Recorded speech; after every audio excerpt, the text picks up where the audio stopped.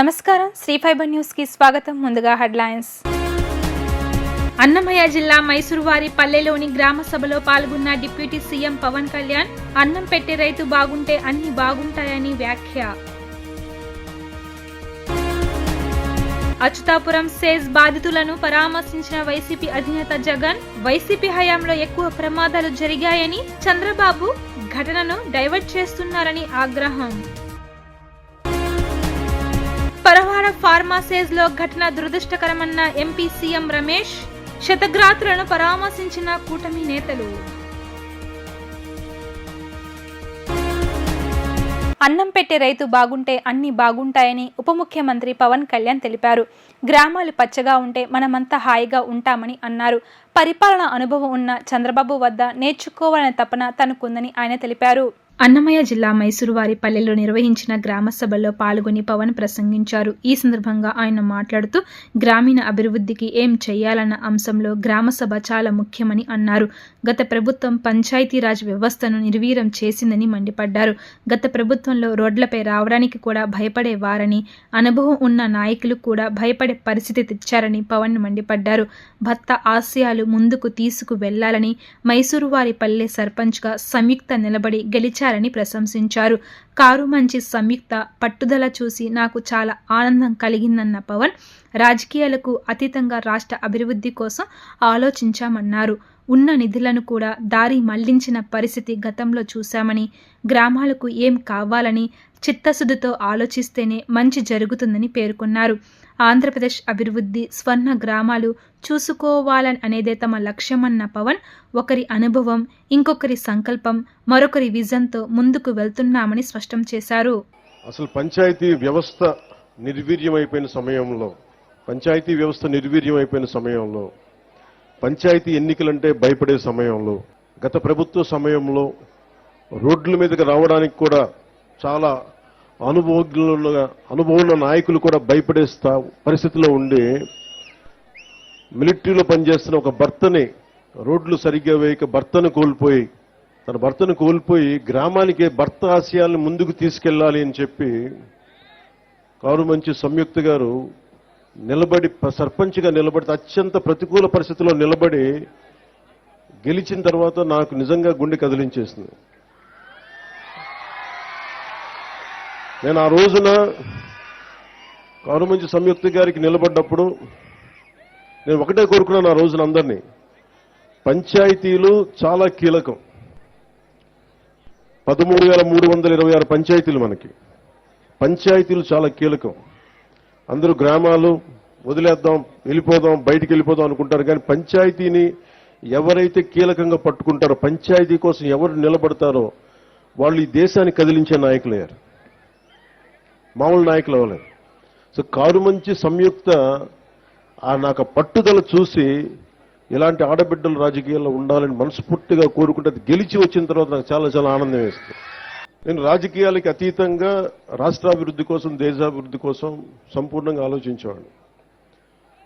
32 సంవత్సరాలుగా స్వాతంత్ర దినోత్సవ వేడుకలకు కానీ, గణతంత్ర దినోత్సవ వేడుకలకు కానీ 100 రూపాయలు, 200 రూపాయలు ఇచ్చేవాళ్ళు మైనర్ మేజర్ పంచాయతీలకి.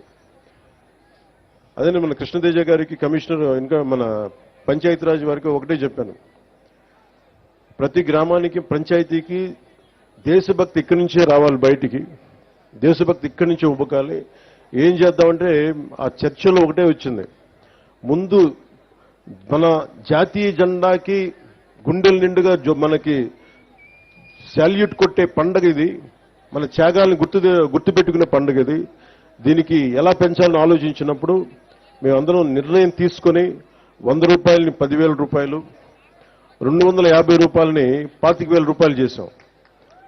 ఇప్పుడు దాకా ఎవరు చెయ్యడానికి ఆలోచన రాలా.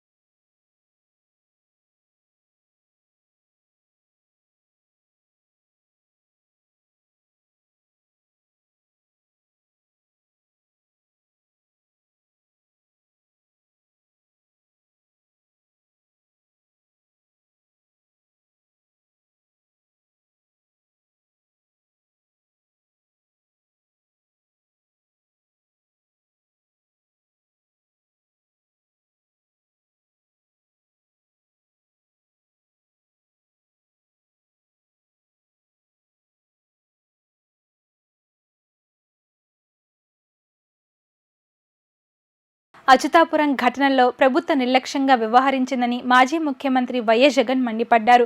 జగన్ హయాంలో ఎక్కువ ప్రమాదాలు జరిగాయంటూ ఘటనను డైవర్ట్ చేసేలా చంద్రబాబు మాట్లాడారని విమర్శించారు. సేజ్ బాధితులకు త్వరగా పరిహారం ఇవ్వాలని జగన్ డిమాండ్ చేశారు. అచ్యుతాపురం సేజ్ బాధితులను మాజీ ముఖ్యమంత్రి వైఎస్ జగన్ పరామర్శించారు. ఎసెన్షియా ఫార్మా ప్రమాద బాధితులతో మాట్లాడి బాధితుల ఆరోగ్య పరిస్థితిని వైద్యులను అడిగి తెలుసుకున్నారు.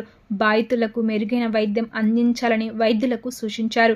అనంతరం ఆయన మీడియాతో మాట్లాడుతూ అచ్యుతాపురం ఘటనలో ప్రభుత్వం నిర్లక్ష్యంగా వ్యవహరించిందని, ప్రభుత్వం స్పందించిన తీరు బాధ కలిగిస్తుందన్నారు. బాధితులకు వెంటనే వైద్యం అందలేదన్నారు. ఇలాంటి ఘటననే తమ ప్రభుత్వ హయాంలో కూడా జరిగిందన్నారు. మాజీ ముఖ్యమంత్రి వైఎస్ జగన్ అప్పుడు తెల్లవారుజామున ఘటన జరిగితే 5 గంటల వరకు కలెక్టర్ స్పాట్కు చేరుకున్నారన్నారు. ₹1 కోటి పరిహారం ఇచ్చిన తొలి ప్రభుత్వం తమదే అన్నారు జగన్. అయితే అచ్యుతాపురం ఘటనలో ప్రభుత్వం నిర్లక్ష్యంగా వ్యవహరించిందన్నారు. ప్రభుత్వం స్పందించిన తీరు బాధ కలిగిస్తుందన్నారు. బాధితులకు వెంటనే వైద్యం అందలేదన్నారు. ఘటనా స్థలానికి కలెక్టర్లు, అధికారులు ఎవరూ వెళ్లలేదన్నారు. మా హయాంలోనే ప్రాపర్ ప్రోటోకాల్ తీసుకువచ్చామన్నారు. జగన్ హయాంలో ఎక్కువ ప్రమాదాలు జరిగాయంటూ ఘటనను డైవర్ట్ చేసేలా చంద్రబాబు మాట్లాడారన్నారు. చంద్రబాబు మాటలు ఆశ్చర్యం కలిగించాయన్నారు. కార్మిక శాఖ మంత్రి కూడా తన దగ్గర వివరాలు లేవని చెప్పడం విడ్డూరమన్నారు. సేజ్ బాధితులకు త్వరగా పరిహారం ఇవ్వాలని జగన్ డిమాండ్ చేశారు. నేను ఇవాళ ఇప్పటికైనా ఒకటే మాట చెప్తా ఉన్నా, చంద్రబాబు నాయుడు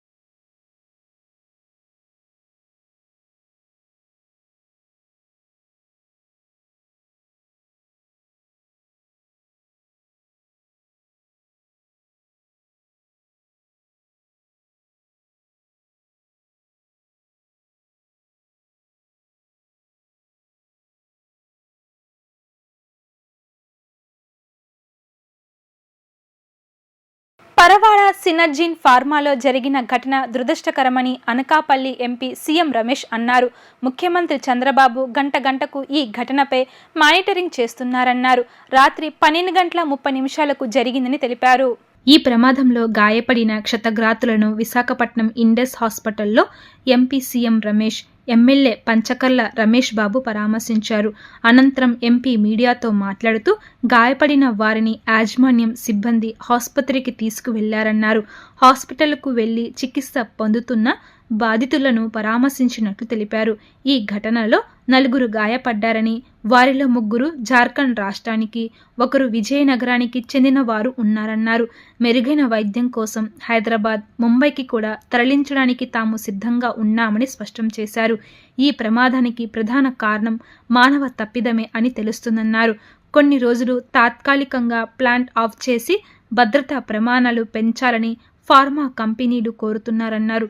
వరుసగా జరుగుతున్న ప్రమాద ఘటనలను మాజీ ముఖ్యమంత్రి జగన్తో సహా వైసీపీ నేతలు రాజకీయం చేస్తున్నారని ఆయన ఆగ్రహం వ్యక్తం చేశారు. మొత్తం వివరాలన్నీ కనుక్కుంటే రాత్రి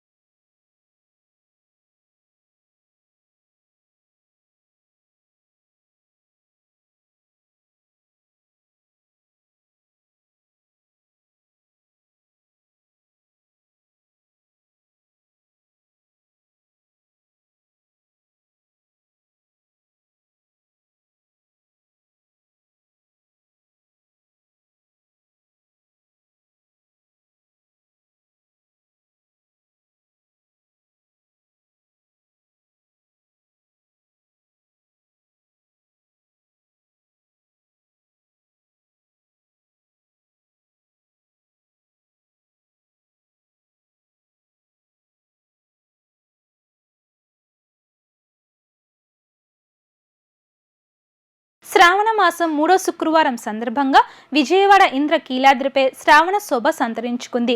వరలక్ష్మీదేవి వ్రతాన్ని ఆచరించేందుకు మహిళలు పెద్ద ఎత్తున తరలివచ్చారు.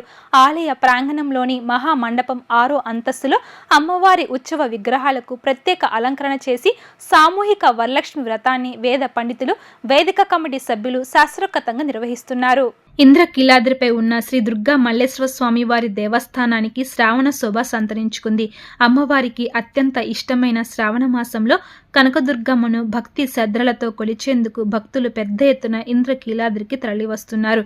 శ్రావణ మాసం అందులోని శుక్రవారం అమ్మవారిని దర్శించుకొని ప్రత్యేక పూజలు నిర్వహిస్తే ఫలప్రదం అవుతుందని భక్తుల విశ్వాసం. ఈ నేపథ్యంలోనే 3వ శుక్రవారం అమ్మవారి దర్శనంతో పాటు వరలక్ష్మీదేవి వ్రతాన్ని ఆచరించేందుకు మహిళలు పెద్ద ఎత్తున తరలివచ్చారు. ఆలయ ప్రాంగణంలోని మహామండపం 6వ అంతస్తులో అమ్మవారి ఉత్సవ విగ్రహాలకు ప్రత్యేక అలంకరణ చేసి సామూహిక వరలక్ష్మి వ్రతాన్ని వేద పండితులు, వైదిక కమిటీ సభ్యులు శాస్త్రోక్తంగా నిర్వహిస్తున్నారు. వీటితో పాటు అమ్మవారి ఆర్జిత సేవలైన చండీ హోమం, ఖడ్గమాలర్చన, లక్ష కుంకుమార్చన వంటి పూజలలో భక్తులు పెద్ద ఎత్తున పాల్గొంటున్నారు. అమ్మవారి దర్శనానికి వేలాదిగా తరలివస్తున్న భక్తుల రాకను ముందుగా అంచనా వేసిన ఆలయ అధికారులు అందుకు అనుకూలంగా కట్టుదిట్టమైన ఏర్పాటు చేశారు. ఉచిత ఇసుక విధానం పటిష్ట అమలుకు చర్యలు తీసుకోవడం జరిగిందని డీసీపీ కేఎం మహేశ్వర్ రాజు తెలిపారు. విజయవాడలో నిర్వహించిన మీడియా సమావేశంలో జిల్లా కలెక్టర్ సృజనాతో కలిసి ఆయన పాల్గొని మాట్లాడారు. అదనపు చెక్పోస్టులతో నిఘును పెంచామని తెలిపారు. అక్రమంగా ఇసుక తవ్వకాలు, రవాణా జరిపిన, నిల్వ ఉంచిన చట్టపర్య చర్యలు తీసుకున్నట్లు వెల్లడించారు. ఇప్పటి వరకు 22 కేసులు నమోదు చేశామని, అదేవిధంగా 28 వాహనాలను సీజ్ చేసినట్లు తెలిపారు. వివిధ శాఖల అధికారుల సమన్వయంతో, మీడియా సహకారంతో ఉచిత ఇసుక విధానాన్ని ప్రగడ్బందీగా అమలు చేస్తున్నట్టు తెలిపారు. సమావేశంలో ఏసీపీ డాక్టర్ రవికిరణ్ పాల్గొన్నారు. ముఖ్యంగా పోలీస్ డిపార్ట్మెంట్ తరపు నుంచి మేము చెప్పేది ఏంటంటే,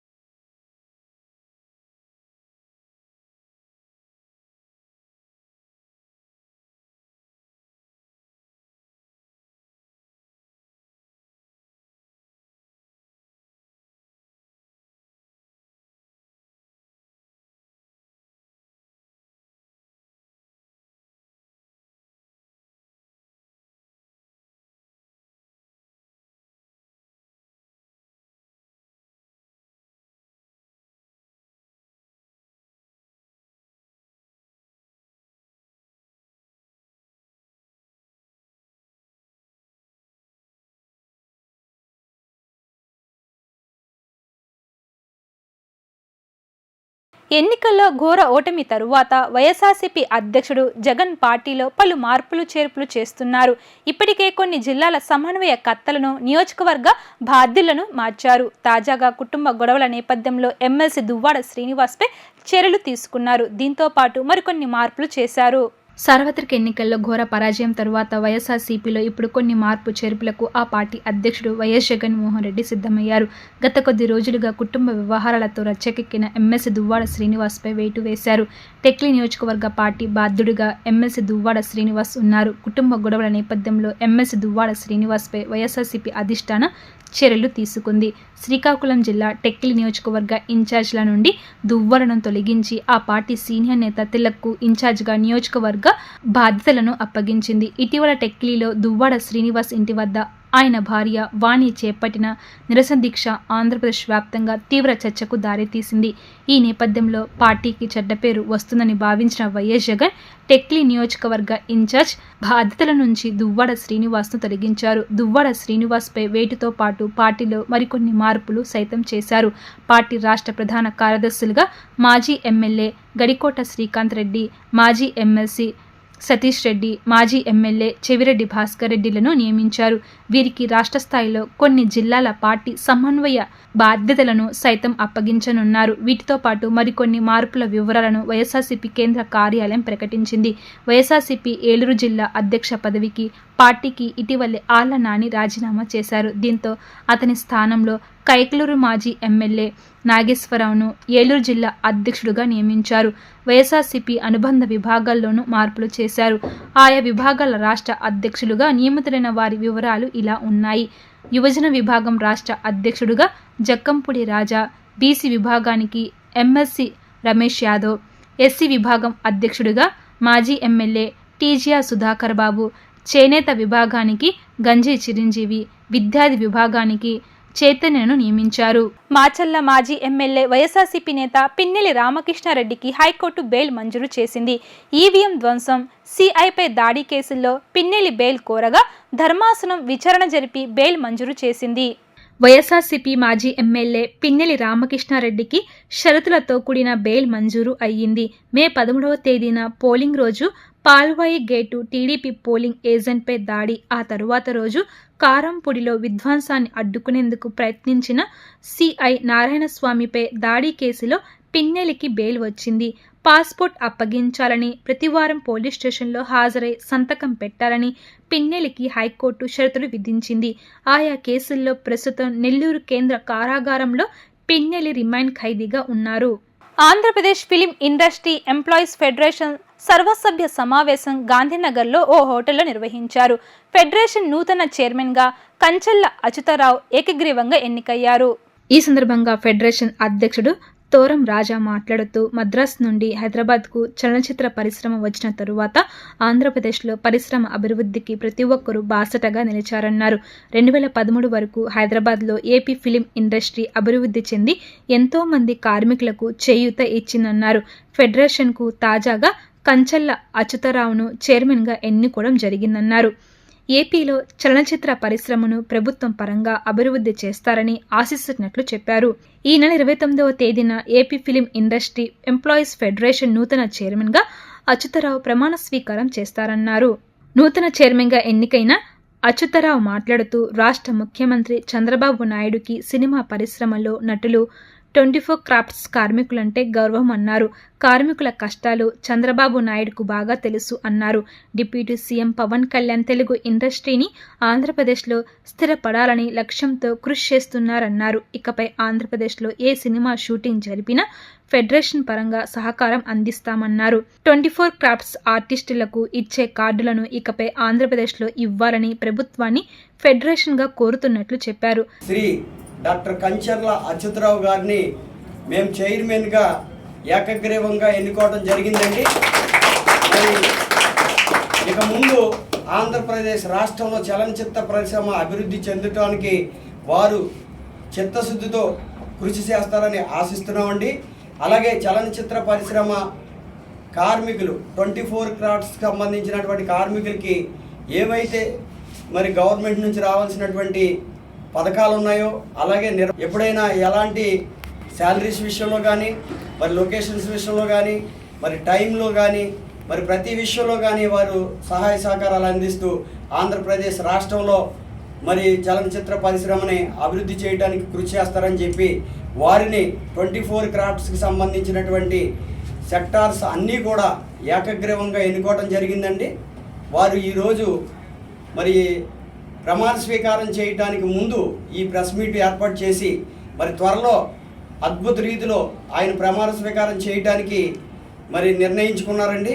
ఈ నెల 29వ తారీఖుని వారు Andhra Pradesh film industry employees federation చైర్మన్గా ప్రమాణ స్వీకారం చేయడానికి ముందుకు వచ్చినందుకు వారికి మా ధన్యవాదాలు. తెలుగు చలనచిత్ర పరిశ్రమ హైదరాబాద్కు వచ్చినప్పుడు ఎన్ని కష్టాలైతే పడ్డామో ఈరోజు ఆంధ్రప్రదేశ్లో కూడా అన్ని కష్టాలు పడుతూ ఉన్నాము. ఎందుకంటే ఒక త్రోవలో నడుస్తున్న ఏదైనా ఇష్యూ అది మధ్యలో బ్రేక్ అయ్యేటప్పుడు విడిపోయేటప్పుడు ఏమవుతుందంటే ఆ కష్టాలు అనేవి తప్పదు. మరి ఈరోజు ప్రతి సినిమా తీయాలన్నా ఏది చేయాలన్నా ఆంధ్రప్రదేశ్ విడిపోయి ఇప్పుడు దగ్గర మనకి చాలా సంవత్సరాలు అవుతున్నా సరే హైదరాబాద్నే బేస్ చేసుకొని ఈరోజు సినిమాల ఇండస్ట్రీ అంతా కూడా ఉండడం జరిగింది. మరి నేను ఎస్ఎస్ఎల్ఎస్ క్రియేషన్స్ ద్వారా 8 సినిమాలు నిర్మించడం జరుగుతుంది. 8 సినిమాలకు కూడా ఉపేంద్ర బాబు అని మా అబ్బాయిని హీరోగా పెట్టి అందులో ఉపేంద్ర గారి సినిమాని ఆల్రెడీ రిలీజ్ చేయడం జరిగింది. మరి నెక్స్ట్ మంత్ కంచర్ల సినిమాని కూడా రిలీజ్ చేస్తున్నాం. అంటే సినిమాలో ఉన్న కష్టాలు ఏంటంటే అందులో దిగితే కానీ ఎవరికి తెలియదు. మరి ఒక అసోసియేషన్ నడిపించాలి అంటే అది ఎంతో శ్రమతో కూడుకున్నది, మనీతో కూడుకున్నది, సమయంతో కూడుకున్నది. మరి ఈరోజు ఆంధ్రప్రదేశ్లో కొన్ని వేల మంది, కొన్ని లక్షల మంది ఆర్టిస్టులు ఉన్నారు, టెక్నీషియన్స్ ఉన్నారు, అలాగే నిర్మాతలు, దర్శకులు ఉన్నారు. మరి ఈరోజు ఆంధ్రప్రదేశ్ విడిపోయిన తర్వాత మరి అన్నీ విడదీశారు, అన్నీ విడిపోయే ఆంధ్రప్రదేశ్కి స్వచ్ఛందంగా ఆ యాక్టివిటీస్ అన్నీ కూడా చేసుకోవడం జరుగుతుంది. కానీ ఫిల్మ్ ఇండస్ట్రీ ఒక్కటి మాత్రం ఇంకా హైదరాబాద్లోనే ఉంది. మరి ఆంధ్రప్రదేశ్ డెవలప్ అవ్వాలి, ఆంధ్రప్రదేశ్లో ఉన్న ఆర్టిస్టులు అందరూ కూడా ఈ 24 క్రాఫ్ట్స్ అందరూ కూడా డెవలప్ అవ్వాలి అంటే ఆంధ్రప్రదేశ్కు సెపరేట్గా ఒక విధి విధానం అనేది రావాలి. అది వస్తే కానీ ఈ యొక్క అభివృద్ధి అనేది జరగదు. ఎన్ని సంవత్సరాలు మనం కష్టపడినా ఏం చేసినా ఫిల్మ్ ఇండస్ట్రీ అనేది విశాఖపట్నం, ఆంధ్రప్రదేశ్. ఈరోజు విశాఖపట్నం ఎందుకు అంటున్నామంటే విశాఖపట్నంలో అన్ని హంగులు ఉన్నాయి. ఈరోజు ఊటీ వెళ్ళి సినిమాలు ఎన్నో మేము తీసాం, సాంగ్స్ కానీ ఫైట్స్ కానీ తీయడం జరిగింది. కానీ ఊటీ కానీ ఇంకొక ప్లేస్ కానీ చూస్తే కనుక అన్నిటికంటే వాల్యుబుల్ ప్లేస్ ఏదైనా ఉందంటే అది అరకు వ్యాలీ. మరి అరకు వ్యాలీలో ఈరోజు ఆంధ్రప్రదేశ్ గవర్నమెంట్ నిన్న మినిస్టర్ గారు విశాఖపట్నం వచ్చి అనౌన్స్మెంట్ చేయడం జరిగింది.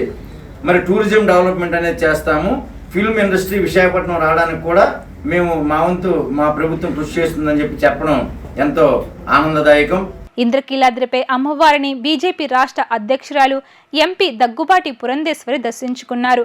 కుటుంబ సభ్యులతో కలిసి విచ్చేసి శ్రీ అమ్మవారి ఖడ్గమాలాచన సేవలో పాల్గొన్నారు.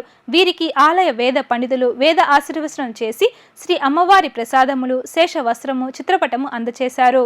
వార్తలు ముగించే ముందు హెడ్లైన్స్ మరోసారి. అన్నమయ్య జిల్లా మైసూరువారి పల్లెలోని గ్రామ సభలో పాల్గొన్న డిప్యూటీ సీఎం పవన్ కళ్యాణ్ అన్నం పెట్టే రైతు బాగుంటే అన్ని బాగుంటాయని వ్యాఖ్య.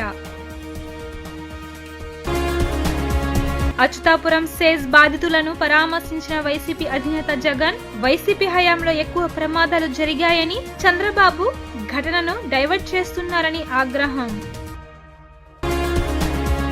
పరవాడ ఫార్మా సేజ్ లో ఘటన దురదృష్టకరమన్న ఎంపీ సీఎం రమేష్, శతగ్రాతులను పరామర్శించిన కూటమి నేతలు. ఇవి ఇప్పటి వరకున్న updates. Keep watching Sri fibre news.